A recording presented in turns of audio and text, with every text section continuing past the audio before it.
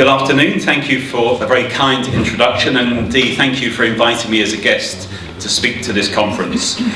Since the June 2016 referendum, we have not yet had a budget for Brexit, and in all likelihood, this Wednesday's spring statement will not provide it. The statement, however, on Wednesday should highlight the significant improvement we've seen in the budget finances over the last couple of years, despite the prospect of Brexit. However, in all likelihood, Wednesday will demonstrate once again that the Chancellor, through his negative comments, sees Brexit as making the best of a bad job, while the independent OBR, who provide the official forecast now, in all likelihood will be wary of what lies ahead. Instead of the Chancellor's narrative, I would say that we should be viewing Brexit as a fantastic future opportunity. And indeed, as has been mentioned in the book that Liam Hannigan and I wrote, we stressed the need to avoid the path that the government has now taken us down. And indeed, unfortunately, it's no surprise that we are where we are. Instead, in the book, as has been touched on in the introduction, we argued for a clean break, hence a clean Brexit, outside the single market, outside the customs union, and outside the jurisdiction of the European Court of Justice. Half the book is about how to leave, and importantly, half the book is about what we should do when we leave, hence my being here today about a budget for Brexit. I would say that the last few years have highlighted a number of things. First, I think often overlooked, is that, in my mind, it shows that referenda are only won when the other side concedes defeat. Indeed, in military, in war, people are told the other side has to basically say they've lost. I think that's one lesson we should take, particularly when the establishment, including the government, was on the other side. But also, there are a couple of other lessons from the last couple of years that I think are very relevant for this afternoon's debate. One has been a lack of focus on the future direction of the European Union itself, and in particular on the underlying fundamental problems facing the Eurozone. And I'll come back to those later. And in addition to that, the last couple of years have, in my view, avoided a focus on the domestic, economic and financial agenda that should lie ahead.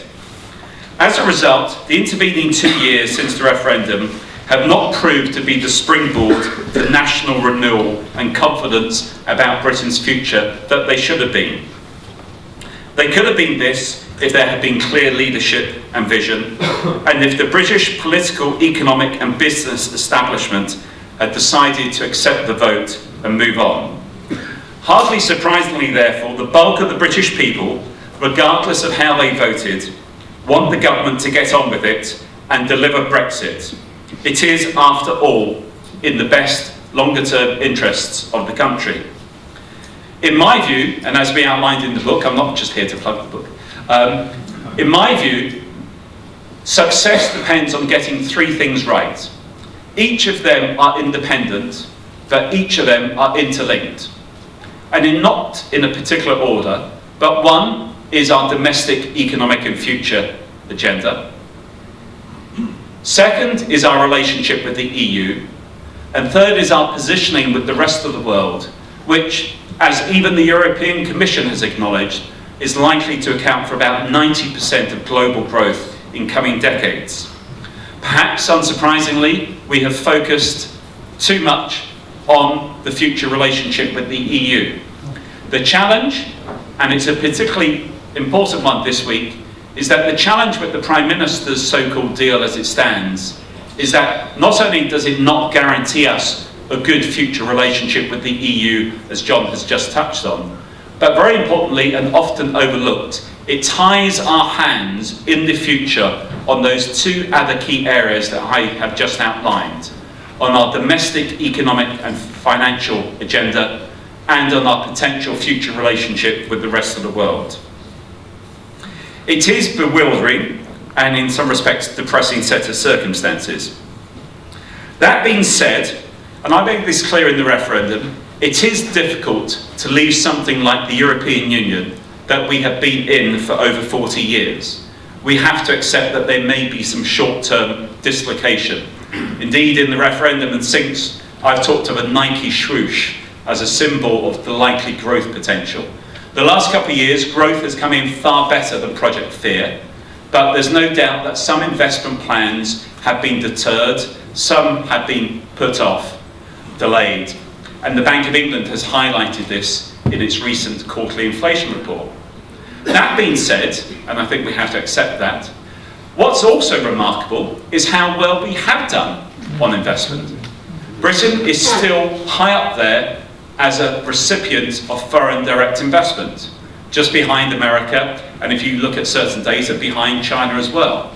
But way ahead of Germany and France. Also, with a financial hat on, one of the most significant developments since the referendum was the decision by all the big tech companies to decide to go ahead with their inward investment in London to make it their tech centre outside of Silicon Valley. So despite Brexit, we continue to see strong investment growth in key areas, and as we all know, despite Project Fear, we've continued to see strong employment growth. While quick wins are always desirable, I think the important thing for us today is to recognise the importance of a long-term strategic vision in order to deliver Brexit. And if I was to focus on the domestic agenda, there are many things I think that we should have done over the last 40-odd years when we were in the EU that we didn't do. And we can't blame Brussels for those. But in the future, as power, in theory, is returned to Westminster, our politicians should be more receptive to the domestic needs of UK voters. But at the same time, while there are things that we should have done better, we can't overlook the fact that our hands were also tied in many ways not fully appreciated. The previous coalition government under Clegg, Cameron and Osborne produced a whole series of competency reports about the relationship between the EU and the UK. Having read most of them, what was quite remarkable was how intricate and indeed deeply woven was the EU's ties into the UK. They were impacting many areas of domestic policy people didn't really accept or acknowledge. And that, in my view, helps explain why it's so difficult to leave something like the EU. Our eyes also have been very much focused on the EU without very much focusing on that domestic agenda. The UK is a very imbalanced economy. London, the rest, is always the focus. But there are many other imbalances that we do need to address in terms of delivering full future potential. The relationships are imbalanced not just between London and the rest of the country, but between coastal and inland areas, urban and rural, homeowners versus those who rent, skilled versus unskilled, and old versus young. But often I think our biggest export is our pessimism. Even the European Commission, in its once every 3 years analysis of the 263 sub-regions of the EU, points out that 3 of the top 5 are in the southeast of England. Number 1 is London, number 2 is Berkshire, Buckinghamshire and Oxfordshire, and in 5th place is East Surrey and West Sussex. We do, however, have a heterogeneous distribution in that the poor performing parts of the UK do badly, but the good parts do incredibly well. That's why a budget for Brexit is really needed. Not only is it a clean break, it's about realising a Brexit dividend. And this is where the economics establishment and the economics profession is maybe still, in my view, thinking with a status quo bias on and a groupthink attitude. The economics profession largely tends to view Brexit as something that should be avoided. That's because in economics, when you make a change, there's always a cost to be borne. But I would argue that there are 2 aspects to the Brexit dividend. Thankfully, the economic, shall we say, establishment, but the economics profession is probably a better phrase, agree with me on the first one. That first Brexit dividend is a decision for us to better spend the current money that we send to Brussels. Now, you can either use the figure on the side of the bus. I disagreed with that during the referendum campaign. The net figure is far more appropriate, but it is still significant. Now, David Smith, Professor David Smith at Derby University, who I think is sometimes a speaker at these events, he's at the high end of how much he thinks we pay. But he's pointed out in the piece of work last year that if we were to use the amount we give to Brussels to cut VAT or income tax, the choice could be to cut income tax by 3 percentage points or reduce VAT by 2.5%. So that's the first part of the Brexit dividend that most people would agree with. The second part, though, is open for debate. The economics profession tends to believe that there is no future Brexit dividend because they believe that the economy will perform poorly outside of the EU. I disagree. But that thinking will be seen in terms of the budget statement on Wednesday. The thinking is this, that basically the economy will perform poorly, trade growth will be lower. Therefore, if trade growth is lower, more of the budget deficit is structural. That means you either have to cut spending or raise taxes. That's how the process of thinking goes. I think that's far too pessimistic.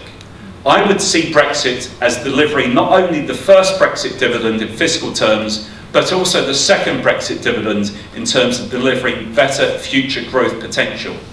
But it does require us to make the correct economic decisions at home. And they're really about focusing on the 4 I's. More investment, more infrastructure spending, more innovation, and getting the incentives right. The incentives that are enterprise-friendly, business-friendly, keeping taxes low, and having smart, sensible regulation as opposed to too much regulation. And this will be particularly important in terms of the changing global economy. The world economy is changing in ways in which most people don't really appreciate. I could spend ages telling you about this, but let me just highlight 3 figures that hopefully give you the story. 32, 62, 87. That's the size of the world economy in trillions of dollars. $32 trillion was the size of the world economy at the beginning of this century. $62 trillion was the size of the world economy the day the financial crisis started just over 10 years ago. $87 trillion was the size of the world economy, according to the IMF, at the end of last year. The global growth picture is really changing, and with the 4th industrial revolution, greater innovation and I would say greater changes overseas, we have a great opportunity, if we make the right decisions post-Brexit, to better position the UK economy to succeed in that global picture. Finally, the last part I'd like to highlight is the fact that we haven't looked enough or focused enough on the future direction of travel of the EU. President Macron kindly has highlighted this very clearly. He did it last year when he said that the future for the EU was to have either a core centred on a political union or a core and a periphery where the periphery basically takes the rules and doesn't really, it basically takes what it's told and doesn't set the rules. Why would we in the UK want to be part of a political union, or why would we want to be attached to a periphery that has little say? Last week he reiterated the message. He often got the words European Union and Europe mixed up. Europe apparently is a project. I'd never realised that. I thought it was a continent. But the European Union is very, very different to the EU. The EU is very different to Europe. Indeed, during the referendum, I said the EU was like the Titanic. The Titanic looked, well, naturally it was big. It looked impressive. People wanted to be on it. The day it left Southampton Harbour, people thought it was invincible. It was told to change direction and it refused to do so. It sank. 2016 was the voters' opportunity to tell the politicians to jump off the Titanic. The Prime Minister's deal, instead of allowing us to sail off to face the brand new world, which we would have been able to do, is now trying to hook our anchor back onto the Titanic.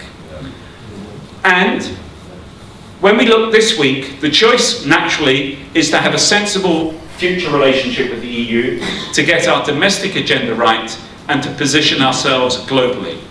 But if we look this week, to not use any economic jargon, I did a YouTube video the other week and I was asked, just explain the Prime Minister's deal and no deal without using any technical terms at all.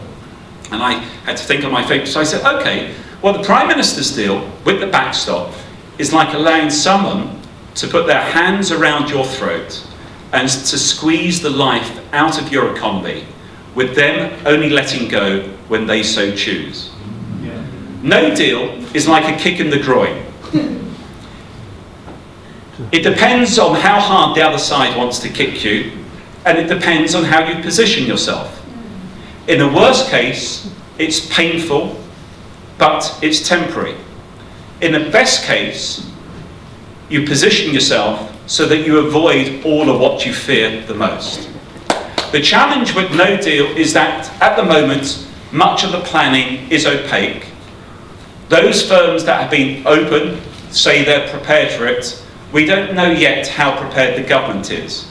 So there could be some dislocation, but it is temporary and it avoids the alternative.